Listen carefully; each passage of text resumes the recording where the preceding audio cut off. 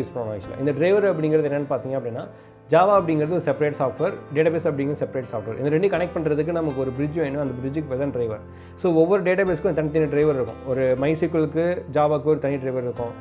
Oracle with ஜாவாக்கு ஒரு தனி driver இருக்கும். இப்போ நீங்கள் நோடில் ஒர்க் பண்ணுறீங்க அப்படின்னா நோடு வித் MySQLக்கு தனி டிரைவர் இருக்கும். அதே போல் ஒவ்வொன்றுக்கு தனித்தனி லைப்ரரி இருக்கும். மேபி we can say இது ஜென்ரலாக லைப்ரரின்னு சொல்லுவாங்க. இன்னும் பியூர் டெக்னிக்கலாக போகிறதா டிரைவர்னு சொல்லுவாங்க ஆக்சுவலாக. ஸோ இப்போ இந்த ஜார் அப்படின்னு சொல்லி இப்போ ஜாவாவை பொறுத்த வரைக்கும் நீங்கள் டேட்டாபேஸ் கனெக்ட் பண்ணுறதுக்கு அந்த லைப்ரரி நேம் வந்து ஜார்னு சொல்லுவாங்க.